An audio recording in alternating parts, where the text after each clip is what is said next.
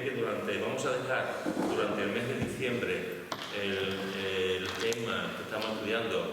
En este caso estamos viendo algunos temas acerca de Proverbios y concretamente estábamos con un personaje de Proverbios que os acordé de Juan. El necio, efectivamente.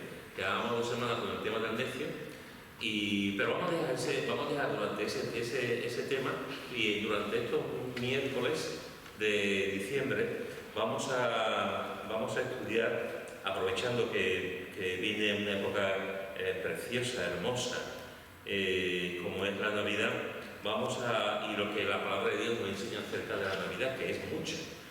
Aparte de la enseñanza del Antiguo Testamento, de la profecía, de la estrella, de Belén, de Isaías acerca de cómo va a nacer una virgen, etcétera, de todas esas profecías del Antiguo Testamento, que ya en sí es una enseñanza tremenda y profunda. Pero cuando nos vamos al Nuevo Testamento y vemos, sobre todo el Evangelio de Mateo y el Evangelio de Lucas, porque los otros evangelios no hablan del nacimiento de Jesús, sin embargo, la enseñanza que recibimos entre Mateo y Lucas es una enseñanza muy importante, en la que nos lleva muchísimo tiempo viendo eso, es cómo los dos evangelistas nos hablan de ese nacimiento y la perspectiva que cada uno de ellos da. Pero, como dije el domingo pasado, y he puesto también en el grupo de la iglesia, alrededor del nacimiento de Jesús hay una serie de sucesos, de acontecimientos y de personajes, algunos humanos y otros no humanos, que son muy importantes. Si hiciéramos un esbozo de cada uno de los personajes, tendríamos para muchísimo tiempo. Pero creo que es importante que podamos ver lo que algunos de esos personajes en este mes de diciembre que aparecen en el hecho. Para mí hay 2 eventos muy importantes bíblicamente hablando. Lo he dicho muchas veces en mi vida y supongo que para ti también. Esos 2 eventos que son fundamentales en nuestra fe es el nacimiento de Jesús y su resurrección. A veces hablamos de la resurrección de Jesús, hacemos mucho hincapié en la resurrección de Jesús, y es cierto. Si Jesús no resucitó, nuestra fe es vana, estamos perdiendo el tiempo tontamente aquí, estamos siendo más engañados que la mar. Si Jesús no resucitó, pero también en cuanto al nacimiento, porque es el nacimiento de un Dios que se hizo hombre, y el nacimiento de un Dios que se humanó y que tomó forma de embrión en el vientre de una mujer. Eso es espectacular. Tú te puedes ir a los registros persas, a los libros sagrados del hinduismo, a todas las religiones del mundo. Te puedes ir, puedes verlo desde el Corán hasta los mormones, etcétera, y en el libro de Mormón, es impresionante. Es impresionante el hecho de que Dios se hiciese hombre y Dios se hiciese bebé, y que Él humanamente se humilló a sí mismo tomando forma de siervo para hacerse hombre. La idea del único Dios que hay haciéndose bebé, niño, embrión, nacer, niño, adolescente, joven y adulto, y morir tan joven por nosotros, esa idea es impresionante, espectacular. O sea, alguna vez digo que ni todos los guionistas del mundo que se pongan juntos no podrían escribir algo parecido, porque va más allá de nuestra percepción, de nuestra inteligencia, del sentido común. ¿Quién va a pensar que Dios se va a hacer hombre y que va a nacer también dentro de una mujer, del vientre de una mujer? Pues esto es lo que vemos en la Escritura. Por eso la encarnación es algo tan tremendo, es tan importante para nuestra fe, porque nos habla de que Dios vino en Navidad, en la época que conocemos como Adviento, vino, y en esa época lo recordamos, nació para morir. Y en ese tiempo entre nacer para morir, en esa vida que Él hizo, una vida perfecta, una vida completa, una vida sin pecado, sin ningún tipo de mancha, viviendo en consonancia con la voluntad del Padre, en esa vida que vino a dar las buenas noticias de salvación, llega al final la muerte y llega la resurrección. La historia del ser humano, sobre todo en términos de la redención, se puede dividir básicamente en eso: la encarnación, el nacimiento de Jesús, y la muerte y la resurrección, fundamentalmente, de Jesús. Y creo que somos unos privilegiados, por decirlo de alguna forma, cuando en la Escritura vemos ese nacimiento de Jesús, con tantos elementos, con tantos personajes, con tanta enseñanza. Uno de los personajes que aparece en el nacimiento de Jesús, y que aparece con mucha profusión, son los ángeles. Los ángeles aparecen en el Antiguo Testamento y aparecen ya en el libro de Génesis, aparecen los ángeles.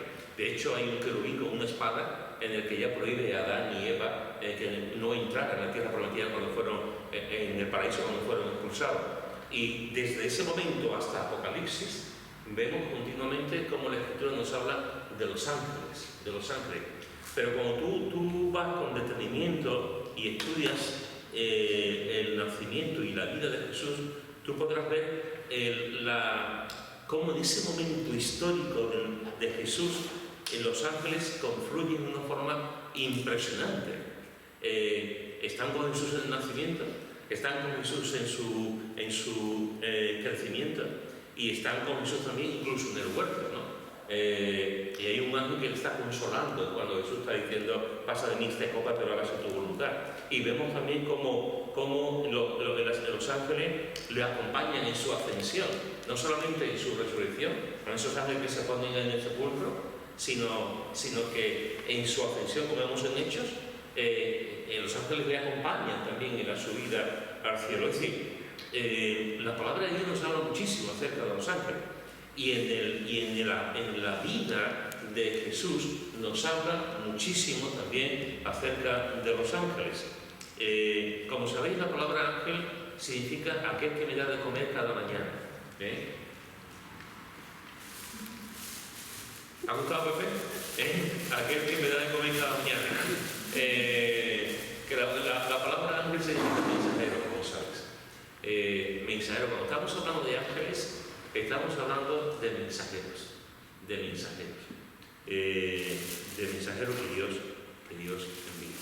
Mirad lo que dice en Mateo, en el capítulo 1, versículo 18 al 25. ¿Quién lo quiere leer? Mateo, capítulo 1, versículo 18 al 25.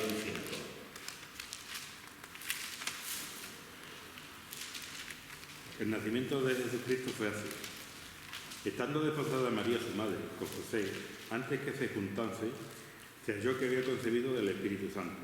José, su marido, como era justo y no quería infamarla, quiso dejarla secretamente. Y pensando él en esto, he aquí, un ángel del Señor le apareció en sueño y le dijo: José, hijo de David, no temas recibir a María tu mujer, porque lo que en ella es engendrado del Espíritu Santo es, y dará a luz un hijo, y llamará su nombre Jesús, porque él salvará a su pueblo de sus pecados.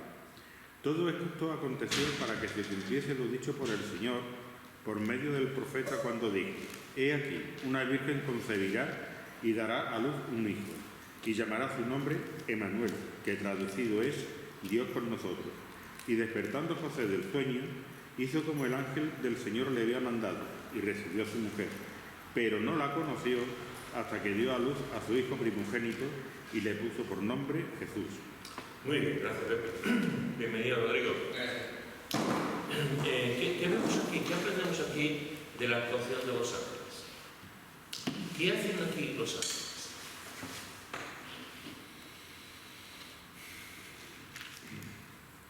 Aclarar. Uno. Aclarar. ¿Aclarar el qué? Aclarar las dudas que tenía José. Aclarar las dudas que tenía José.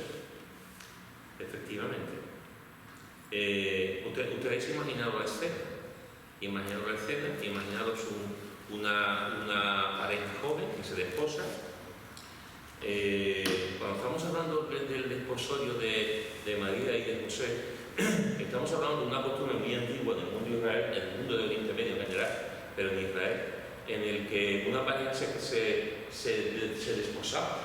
Y ese desposorio era prácticamente como si se hubiesen casado realmente.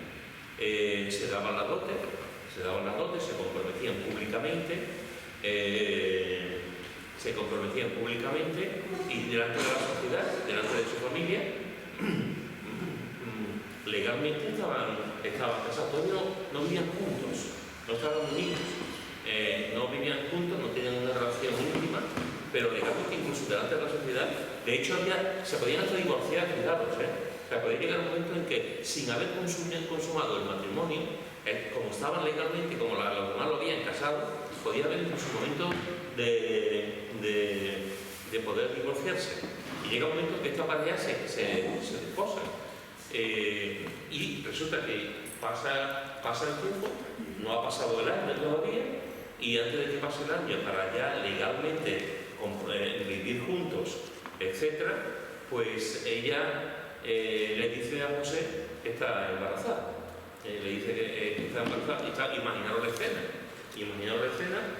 un José que ama profundamente a su esposa, que están haciendo todo lo que tenían que hacer, y ahora, sin vivir juntos, sin haber tenido relaciones, le dice ella que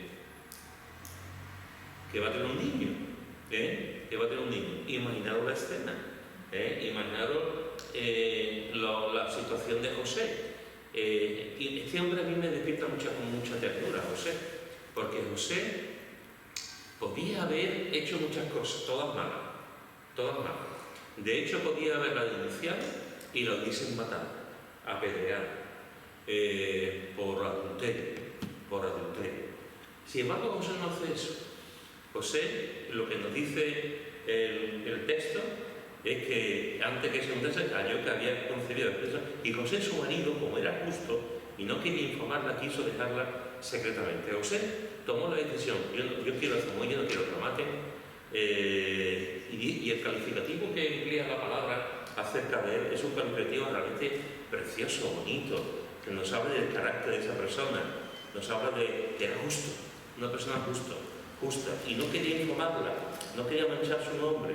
Y él tomó la decisión, dice: bueno, voy a marchar, me voy a ir, y que salga el sol por antequera, me iré. Y pensando él en esto, he aquí un ángel del Señor le apareció a la hora de la comida. Bien, estáis atentos, bien. Le apareció en sueños. Un ángel del Señor le apareció en sueños. Y le dice el ángel: José, hijo de David, no temas recibir a María, tu mujer, porque lo que en ella es engendrado del Espíritu Santo, que es lo que ha dicho antes Pepe, ¿no?, en cuanto al papel del ángel. Y además no solamente le dice el milagro que va a ocurrir, como diciéndole: no te preocupes que no hay ningún hombre, no te preocupes que no hay ninguna persona, hay un tercer elemento. Esto viene directamente de Dios, José, esto viene directamente de Dios. Y el Señor me ha mandado aquí para decirte que no te preocupes, que no hay engaño y que todo está planificado por el Señor. Y que María va a engendrar del Espíritu Santo. Y no solamente le dice eso, sino que además le dice que va a dar un hijo. ¿Y cómo le va a llamar? Le va a llamar Jesús. ¿Qué significa Jesús? ¿Os acordáis? Jehová salva. Salvador, el que salva. Y se lo dice, ya con su nombre le está diciendo todo. Con su nombre le está diciendo: va a salvar a su pueblo de sus pecados. Y además, el evangelista Mateo inserta una información para que también sepamos que todo esto que estaba ocurriendo era para que se cumpliese la profecía de Isaías: y aquí una virgen concebirá y dará a luz un hijo y llamará su nombre Emmanuel, que significa... Muy perfecto.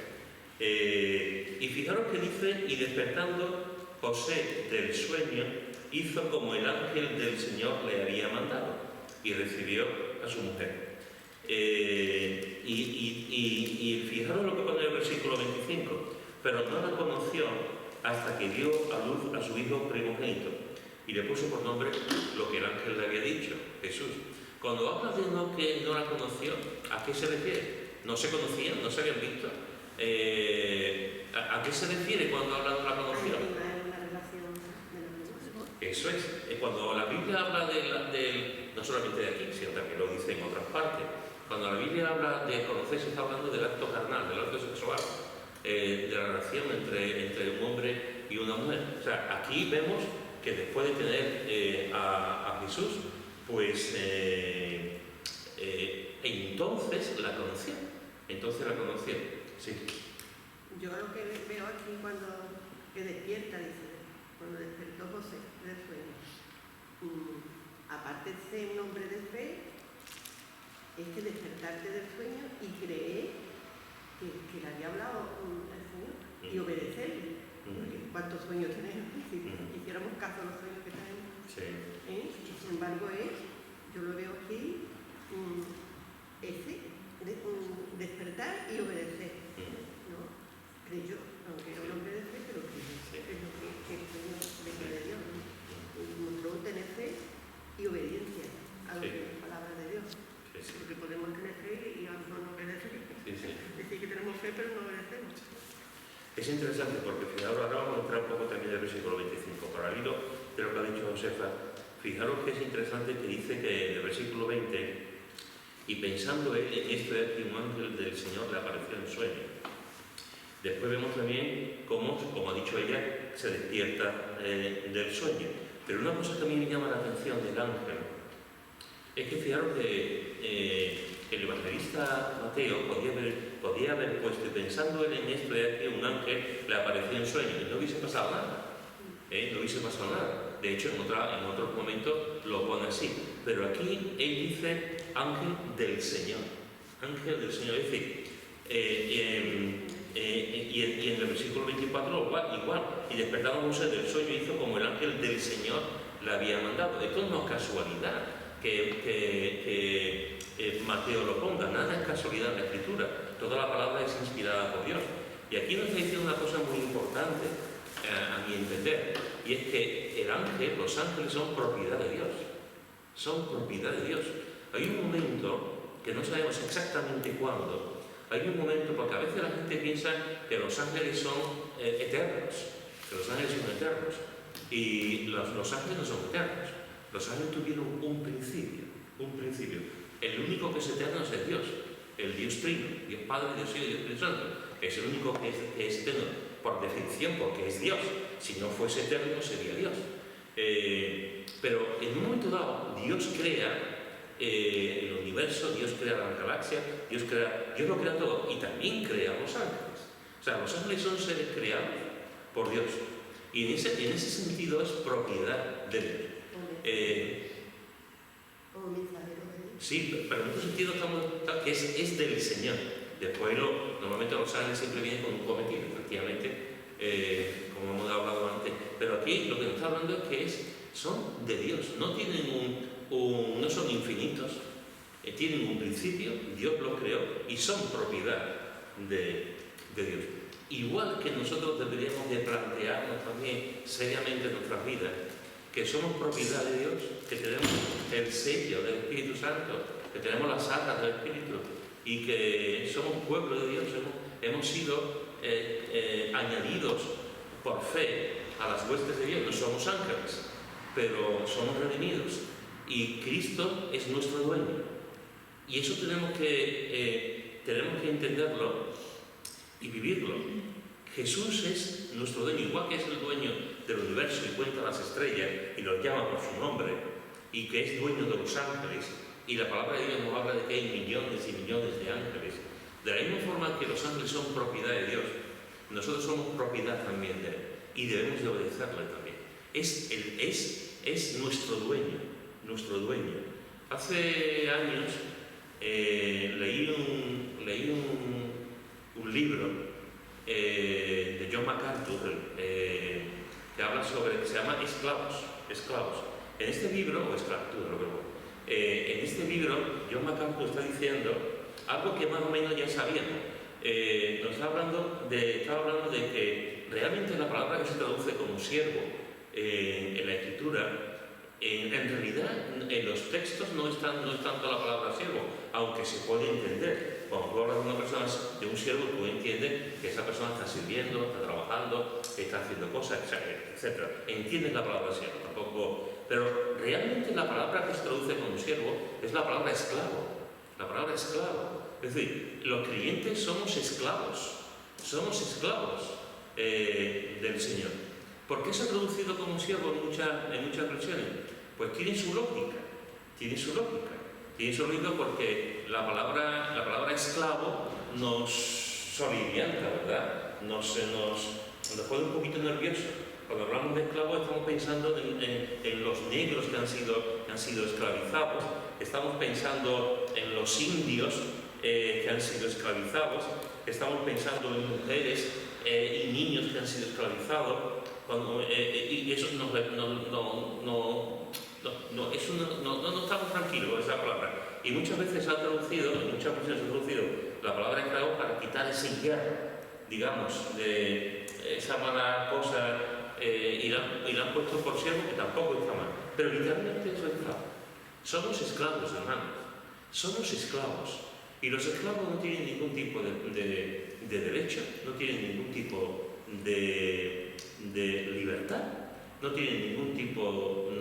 los esclavos son esclavos para obedecer y para hacer lo que le diga el esclavo, el señor, el dueño, el amo. Y los ángeles tienen un dueño, y los ángeles tienen un amo, y nosotros igual. Nosotros somos esclavos de Cristo, somos propiedad de Cristo. A diferencia de los esclavos, nuestro dueño no nos pega con un látigo. A diferencia de los esclavos, no comemos solamente lo que el dueño quiera. A diferencia de los esclavos, somos libres, porque somos esclavos en libertad. O sea, el momento en que uno cree en Cristo, pasa a ser esclavo de Cristo, pero lo hace desde la libertad. Lo hace desde el gozo, desde la alegría. Y tú dices, soy esclavo tuyo, no tengo ningún tipo de derecho, hago lo que tú quieras, pero soy el hombre más feliz del mundo, la mujer más feliz del mundo, porque lo hago por amor a ti. Por amor a ti. Los esclavos que estamos hablando antes son esclavos a la fuerza. En Cristo no hay esclavos a la fuerza. Todos los cristianos y todos los creyentes que creemos en Cristo somos esclavos por amor y por obediencia, porque el amor siempre va a la misma altura que la obediencia. Por lo tanto, una de las cosas que me llama mucho la atención aquí es esto que está diciendo del ángel, que es propiedad, que es del Señor. Carmen, ¿qué iba a decir tú? Lo de José, que el ángel en sueño le habló, que eso era muy común en ese tiempo, porque yo allí lo que hacía era hablarle a los hebreos en sueño a muchas personas, ¿no? En ese tiempo. Y hoy en día creo que también habla mucho en sueño, no como nosotros que no estamos acostumbrados a eso. Sí, sobre todo en el mundo árabe. Claro, pero si él le escucha en sueño el nombre del ángel, pues ya se dueña delante de Dios, no tiene que tener duda, porque ya lo había dicho. Pero es interesante porque y un poco a lo que habíamos comentado antes, imaginaros que yo estoy en sueño. Imaginaros que estoy dormido y un ángel se me revela. Imaginaros que el ángel me dice, Pedro, no te preocupes que la mujer con la que vas a estar bien tiene un niño, pero no es tuyo, es del Espíritu Santo. Cuando yo me despierto, yo puedo decir, vaya sueño que tenía. Vaya sueño que tenía. Qué sueño más raro, qué sueño. Y claro, tú puedes plantearte, decir, ¿esto viene de Dios? ¿O esto es que yo, con toda esta situación, yo estoy... Porque él podía haberse despertado y haber dicho, esto no, yo no me... Aquí le voy a decir yo que un ángel me ha hablado, aquí le voy a decir que un ángel me ha dicho, o sea, esto... podía haber hecho la decisión que había tomado, marcharse. Sin embargo, no. Como ha dicho antes ella, Josefa, sin embargo, no. Él se despierta del sueño y él sabe profundamente, inequívocamente, sabe que Dios le ha hablado, y que ha hablado a través de un ángel en el sueño. Y no tiene ningún tipo de duda. Porque fijaros que lo que... Pero si fuera así, a nosotros, por ejemplo, hoy en día, nosotros tendríamos dudas, Claro que porque sí. no lo ha hecho nunca. Sí. Pero si ellos estaban acostumbrados que Dios le hablara por sueño, no tenían duda ninguna. Él no tenía ningún tipo de duda. Pero nos dice, yo no sé cuánto tiempo antes de que viniera Jesús, ya Israel no había profeta, no había... profetas, mataban a los profetas, pero tenían las profecías. Y Dios se seguía revelando. Es verdad que durante lo que llamamos esos 400 años de silencio, hay 400 años de silencio donde no están los profetas ni nada de nada. Pero Dios sigue trabajando, y con los ángeles Dios sigue moviéndose. Y en este caso concreto, y claro, cuando uno conoce, como en el caso de José, cuando uno conoce el Antiguo Testamento, ellos sabían el mover de los ángeles. Ellos sabían que la palabra de Dios enseñaba muchísimas cosas acerca de los ángeles. Y aquí, después de todo esto, después de este sueño, de que el ángel le habla, de que el ángel le dice el nombre que le tiene que poner, el ángel se lo dice todo a José.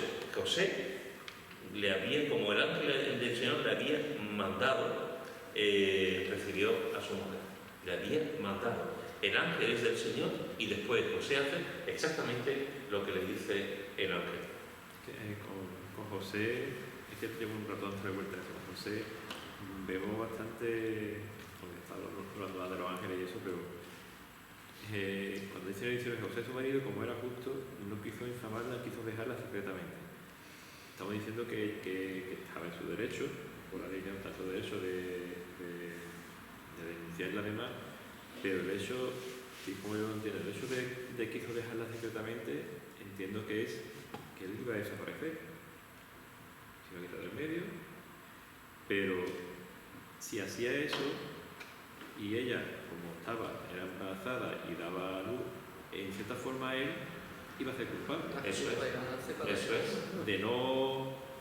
De ser inocente iba a ser culpable, porque ha dejado a la mujer embarazada y la ha abandonado. Eso es. Indica todavía mucho más de que él prefería culparse de cierta forma antes de que ella fuese castigada, ¿no? Y yo creo que todo eso influye porque en el sueño al final él dice de acuerdo, porque yo creo que en cierta forma él no quería, él quería estar con María y en cierta forma era la solución. Ahí está, y en cierta forma dice, pues vale, pues de acuerdo, ¿no? Porque como dice ella, tengo un sueño así, lo más normal que dijéramos, que el sueño que he tenido y las cosas que yo pienso yo, ¿sabes? Pero eso es que estaba dispuesto a ayudarla por amor o porque era justo, porque fuera, pero estaba dispuesto incluso a culparse él mismo antes que a ella. Y eso habla mucho de él. Porque él se podía haber ido al norte, se podía haber puesto kilómetros y kilómetros y kilómetros y no le iban a buscar. O sea, kilómetros cualquiera, pero ella... no hubiera podido volver. Claro, exactamente, no hubiese podido volver, y ella hubiese conservado su dignidad y su orden.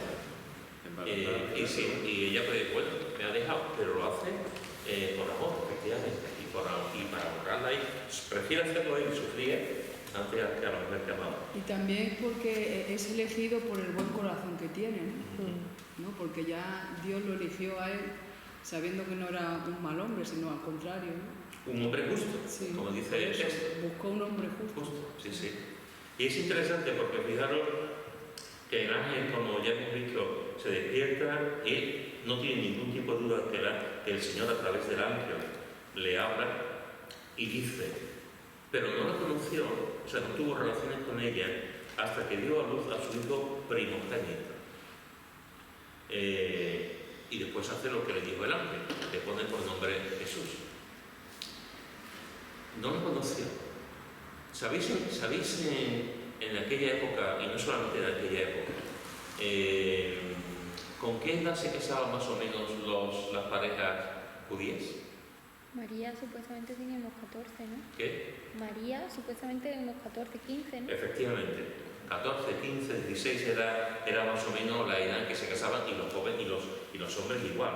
La edad más o menos oscilaba entre los 15 y los 16, 17 y los 20, 19 de los hombres, más o menos. Siempre había gente que podía tener más edad, pero no más allá de 21 o 22. Se casaban bastante jóvenes, tanto él como ella. Eso, por ejemplo, hoy en día eso ha cambiado totalmente. Hoy en día la gente, no sé, yo me casé con 24 años y muchos de aquí se casaron jóvenes. Bueno, muchos, algunos se casaron jóvenes, pero hoy en día, más o menos el promedio para casarse aquí en España y en otras partes del mundo son los 30 para arriba, 31, 32, 34, más o menos. O sea, todo va evolucionando, pero en aquella sociedad, y al igual que hoy que aquella, hoy también lo hay, en otros países, se siguen casando jóvenes. Aquí se casaban jóvenes. Sin embargo, es interesante porque yo recuerdo de las tantas cosas, aprovechando que Gabino, mi pastor Gabino Fernández ha ido con el Señor, pues recuerdo cuando yo me convertí, de una de las tantas preguntas, de tantas cosas que le hice a él, fue sobre esto. Porque yo siempre veía a José, siempre lo pintaba con barba, viejo, las pinturas renacentistas españolas, los dibujos, siempre se ve a José mayor y a María muy jovencita. Algunos cuadros con un halo aquí, muy jovencita, y ella montando un burrito y él caminando con un bastón, pero muy descompensada la edad. Él con 70 y pico de años y ella como que la idea que se estaba dando era que era imposible que tuviesen relaciones porque entonces yo recuerdo un día hablando con Gabino y me contó esto, me dijo esto, dice, en aquel momento las parejas se casaban jóvenes y me contó este detalle que yo nunca había caído y pues es verdad. Era como en la iconografía católica, pues como también vivimos de imágenes, básicamente en esta época vivimos de imágenes, también pues se daba la imagen como que el matrimonio entre ellos dos no era un hombre muy mayor, cuando no es así. Como negaba que tuviera más hijos. Eso es. Y después dice el mismo texto que no la conoció y después que fue Jesús su primogénito. Y las Escrituras nos hablan de que Jesús también tuvo más hermanos y nos habla de que María y José tuvieron más hijos y se nos dice los nombres de los hermanos, de las hermanas no, pero se nos dice el nombre de los hermanos, tuvo varios. O sea, como cualquier matrimonio, tuvo a Jesús y su vida matrimonial siguió hacia adelante en todos los sentidos. En ese aspecto también, como cualquier matrimonio, y tuvieron más hijos y tuvieron más hijas. Y Jesús tuvo hermanos. Ese es un detalle, mirad, la mayoría de vosotros no lo conocéis, pero en esta iglesia tuvimos durante muchos años un hermano que se llamaba, porque está con el señor Juan, que era diácono de esta iglesia, Juan Navarro. Era diácono de esta iglesia y trabajaba en la Renfe. Este hombre, Juan Navarro, un hombre amable, pacífico, que no levantaba la voz, un hombre muy educado. Este hombre tenía un sobrino que era católico. Y yo pude ver a este sobrino en 2 o 3 ocasiones. Y ellos tenían conversaciones, claro, porque el sobrino cura, el evangélico, la María como de la iglesia, pues tenían ciertas conversaciones con respecto a la Biblia, con respecto a Jesús, la Virgen María, etc. Y recuerdo que un día Juan me dijo, ¿sabes que he hablado con mi sobrino? Digo, sí. Y mi sobrino me ha dicho que es verdad que la Biblia enseña que María tuvo más hijos. Es verdad que la Biblia enseña que María tuvo más hijos.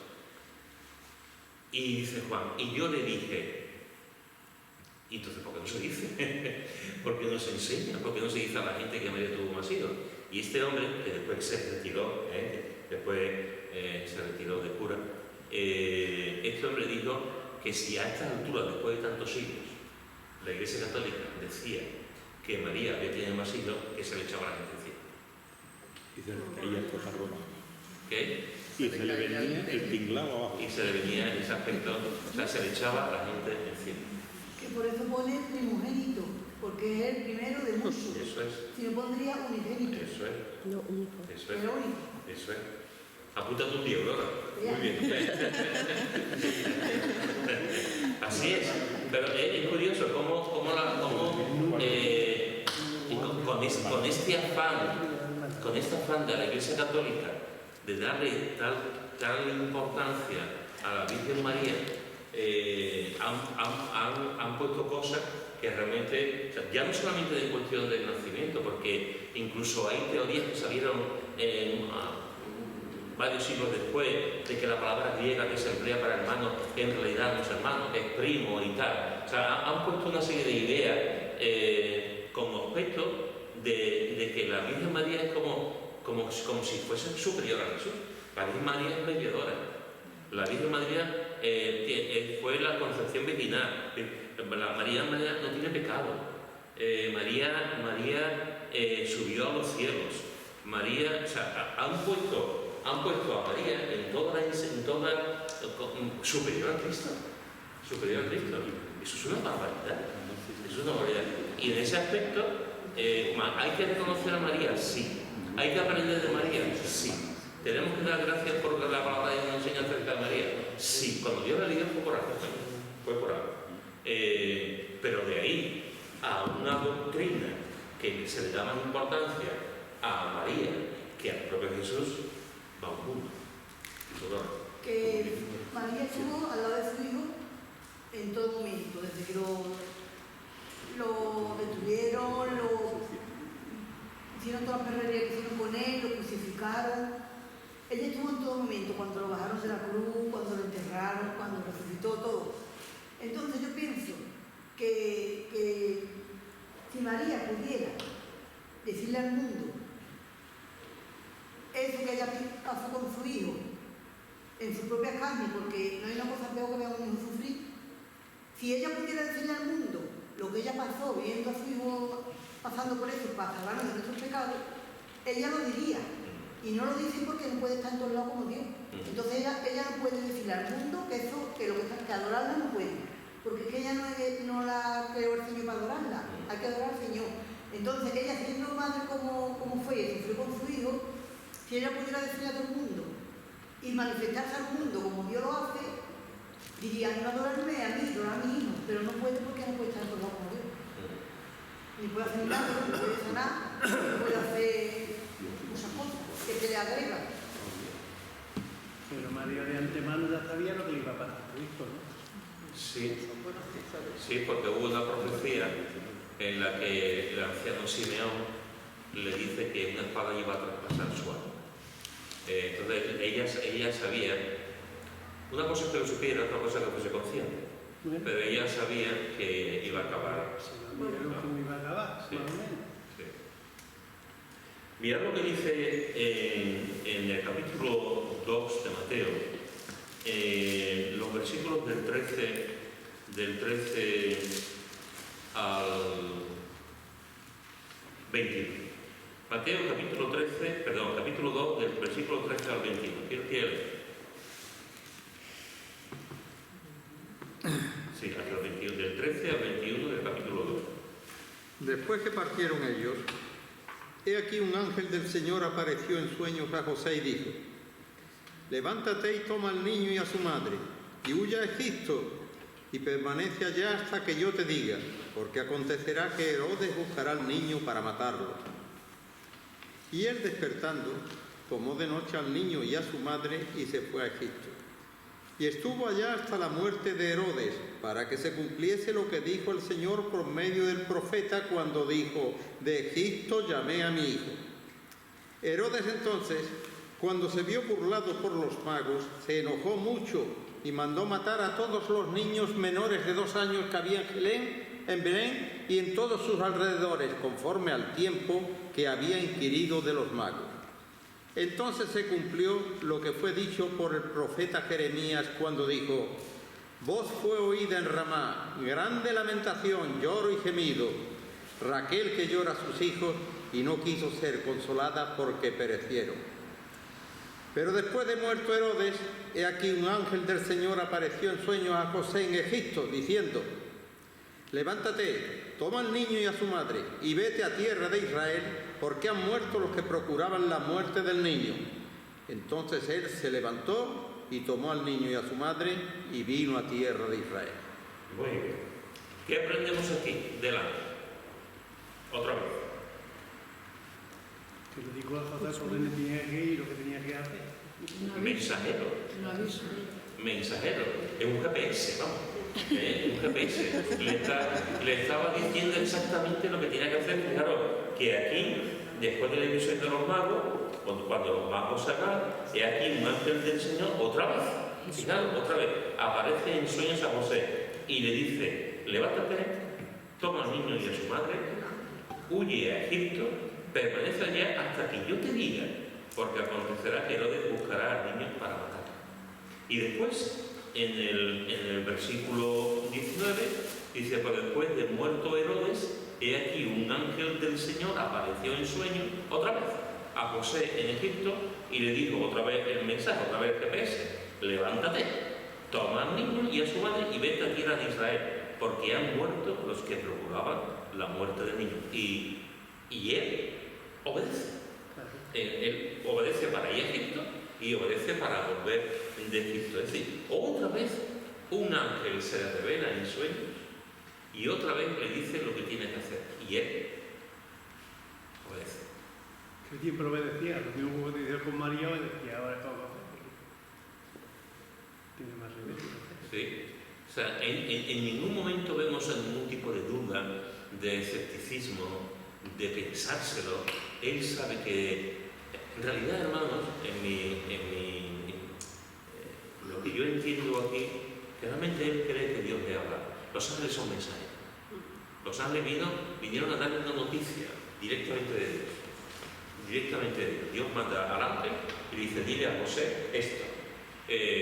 Y él escucha la noticia a raíz en la boca del ángel, en el sueño, pero en realidad es Dios quien lo manda.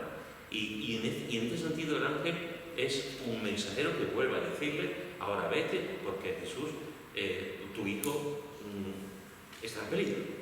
Está en peligro. Y otra vez el evangelista Mateo vuelve a tener mucho cuidado de poner que para que se cumpla la profecía que en Egipto llaman hijo, se cumpla la profecía que aparece en el Antiguo Testamento. Es decir, vemos por una parte el papel del ángel, por otra parte la fe de José y por otra parte cómo todo esto estaba profetizado en el Antiguo Testamento. Entonces tenía que cumplir. Y se tiene que cumplir. Se tiene que cumplir. Y como digo, de una forma clara, sin ningún tipo de dudas, de una forma clara. Y él se levanta, va a Egipto, se lleva el tiempo, y cuando Herodes muere y ya no hay peligro para la vida de Jesús, el ángel vuelve a decirle: ahora vuelve a Israel. Y él se levantó, tomó al niño y a su madre y vino a tierra de Israel. Y es que José tenía fe en Dios antes que María estuviera en estado, embarazada. Antes tenía fe ya en el niño. Lo que pasa, sí, lo que pasa es cuando tú lees los evangelios, tú lees el evangelio de Mateo, que digamos, el evangelio de Mateo, de alguna forma, el protagonista principal es José, pero en el evangelio de Lucas, el protagonista principal, porque llamarlo de alguna manera, el protagonista principal es María. Entonces, en los dos, cuando confluyen los dos, tú ves que tanto José como María eran un matrimonio que amaban al Señor, que tenían fe y que los dos estaban ahí a uno. Y en esa situación, cuando ensamblamos los dos textos, podemos ver la fe, la obediencia, tanto de uno como de otro. Es que lo podía hacer de otra manera, porque, como ella ha dicho antes, María fue escogida, pero José también tuvo que ser escogido. Y Dios no iba a escoger una pareja que no fuera bueno, no cristiano, pero bueno judío, en ese sentido, ¿no? Entonces, es que, imagínate que hubiera cogido, yo qué sé, un rufián como padre para Jesús, no hubiera podido tampoco de alguna manera educarlo cuando era niño, ¿no? Entonces, a la fuerza tenía que coger un hombre y una mujer que verdaderamente amaran a Dios. Es que también porque la escritura se tenía que cumplir. Claro. Si fuera cogido otra persona o no hubieran hecho caso, la escritura da a conocer que Dios es el que va guiando y el que va diciendo y todo se tiene que cumplir. Porque Dios desde la eternidad ya sabía esto. Y ya tenía cogido a José y a María. Porque él va adelante. Siempre va adelante. Así que fijaros, hermanos, y ya vamos a terminar. Fijaros que en los dos textos que hemos leído, nos falta todavía el de Lucas, que lo veremos, bueno, la semana que viene no voy a contar a hablar del estudio, pero para el otro, veremos en Lucas lo que el papel de los ángeles también desde el punto de vista de Lucas y la aparición, tanto a Zacarías como a Elizabeth como a María, ¿no? Pero fijaros que aquí en este texto, en los dos textos que hemos leído, encontramos entre los dos que los ángeles son propiedad de Dios. Ángel del Señor, y lo repite en varias ocasiones, que se manifiestan en sueños. A Jesús se le manifestó en sueños en repetidas ocasiones. Hoy, afortunadamente, tenemos la palabra de Dios, pero como decía también antes Carmeli, sigue habiendo la manifestación de Dios en sueños. En el mundo árabe, que no tienen la Biblia, se manifiesta Dios. Alguna vez me he comentado la experiencia que yo mismo tuve en Porto, en una conferencia de pastores que fui invitado, y que había un pastor egipcio, y ese pastor estaba hablando de su país y estaba diciendo cómo el Señor en Egipto y en otros países árabes se manifestaba a través de sueños, y que había gente que se convertía a través de sueños, y Cristo les hablaba a través del sueño. Es decir, como no tenían la Biblia, pues a través de sueños Dios les hablaba. Hoy estaban hablando de eso también. Hay muchas personas ahora que están comprendiendo porque si no hablan pues más que esta época, y se están preparando para lo que viene. Fíjate. Y fijaros que hemos visto que, como hemos dicho, que el ángel del Señor, que es un mensajero, el ángel no va a decir nada de él. El ángel va a decir lo que el Señor ha puesto. Y eso es lo que tenemos que hacer nosotros. No decir cosas de nuestra cosecha, que al fin y al cabo no sirven para nada, sino decir lo que el Señor pone en su palabra. Vemos cómo José le obedece y cómo se queda con María, y después vemos también cómo tiene más hijos con María. Y después hemos visto en el capítulo 2, hemos visto lo mismo, hemos visto como el ángel le dice vete ahora a Egipto, estate allí hasta que yo te vuelva a indicar cuando tienes que volver, y en el momento preciso vuelve para que se cumpla también las escrituras. Lo que hacen los ángeles, lo que vemos en este nacimiento de Jesús, como estos enviados de Dios hacen este papel de mensajero de lo que va a ocurrir. Amén. ¿Algún comentario?